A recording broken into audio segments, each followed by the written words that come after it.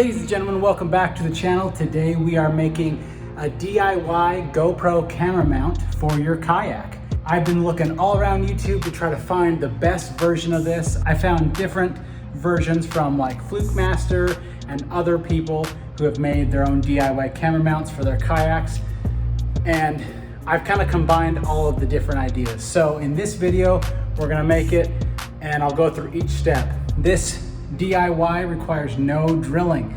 So no putting holes in that kayak, no worrying about that. Number one, I'm gonna show you how I hooked up the external power source to power the GoPro without a battery, because you don't wanna be turning around and switching out that battery in the middle of fishing. And then we'll talk about the actual mount itself and how I made that. All right guys, let's get building. All right guys, this is the GoPro Hero 9. So here you can see it's easy to install this little door. So this stock door comes off, and then from there you can take the Ulanzi door, and then that guy will pop on here. That guy pops right on here, and then you can close this guy, and then this just locks in place. So now you are able to plug in your external power. All right guys, after you've changed out the door, now you're gonna take your external power source. So this power bank I got off Amazon. This one, like I mentioned, is from Anchor.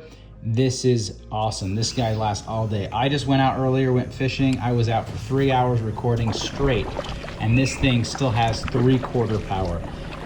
So I just run the GoPro off. You can charge your phones, you can do all that kind of stuff.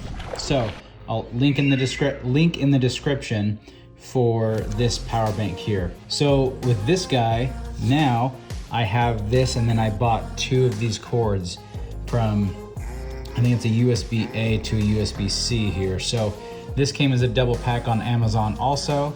And so you just plug it in here, and then it loops around. Now we can plug our external power source into the GoPro. So from here, we're gonna hold the button. We're gonna turn it on. We got power. All right, so power is now gonna go to the GoPro. Now from here, we press the power button on the GoPro. And as you can see, the GoPro turns on. So as that turns on, then you can see it as it says no battery, because I don't have a battery in there. You could put a battery in there and it charges it while you do this.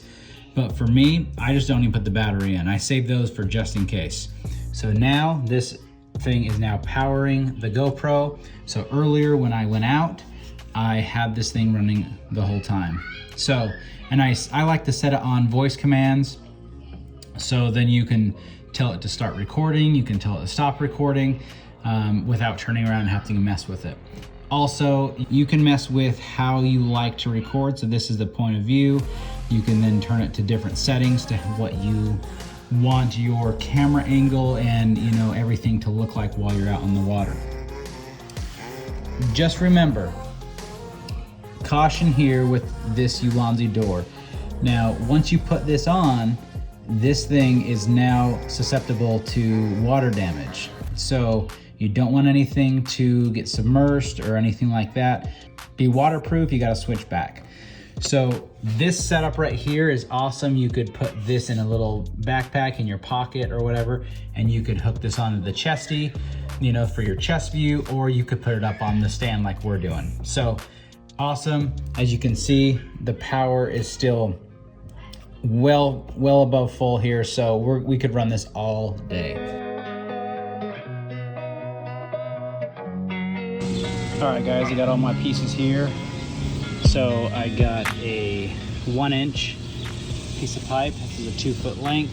And I got a little coupler to go on here that's threaded on the other side that connects to a threaded piece that reduces down to 3/4 inch, which is here, which I cut a little shorter.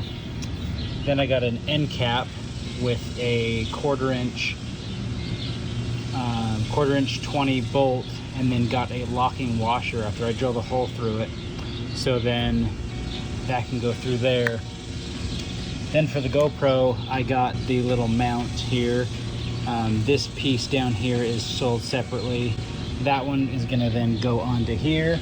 And then I bought this little ball joint here that the GoPro hooks to, because once you get it on here, there's no way to really adjust it. So I did this at the very top, which is a little different from what other people do, just to get that right angle, just so I can adjust it up here instead of trying to finagle and get a bunch of PVC angles going on. So then at the bottom here, I put some electric tape, so that's gonna go straight into the rod holder. All right guys, I'm gonna glue this together. I'm not gonna glue this top piece on just because I wanna be able to adjust it if needed. But I'm gonna glue the rest of it together. All right everybody, here it is, all put together, all the way down. So I chose to do this little joint here in the middle just so I could pack it up smaller if needed. Here's the GoPro setup for the kayak. So here you can see that we have the mount here all the way down into one of these rod holders. So essentially I just took some electric tape, wrapped around a couple times this piece of 1 inch, and it makes it so it's stiff enough. You just twist it on in there. Remember on this, wrap it counterclockwise, so when you stick that in there, you can rotate it clockwise to get it tight without it coming unwrapped and everything. Pretty sweet. So in here, I got my all-day power pack here. I put that in the kayak crate here, and then I have a 6-foot cable that runs and wraps around, comes up into the GoPro here. So I plug that in right here, turns right on. That thing powers all day. So I don't have to worry about switching in and out, but this is essentially hopefully a more inexpensive way for you to have all day power for your kayak trips and for setting it up. So I was doing some research. A camera mount for a kayak, I mean, you'd have to install, I didn't want to install another rail on here, but you can get rails and then you can install them and whatnot, but essentially it's a lot more money. So just the stick itself was like 60 to 100 bucks depending what you do. And I didn't like some of the other versions of some of the DIYs. So this one all around for the parts, I mean, you can make it more inexpensive if you wanted just a straight piece of 1 inch. You could just put a cap and do that, but I want to be able to break it down and whatnot. So everything I got off Amazon, I'll leave the links in the description below and you guys can check it out. But it was pretty easy to make, awesome, and pretty inexpensive. So all right guys, hopefully you enjoyed this.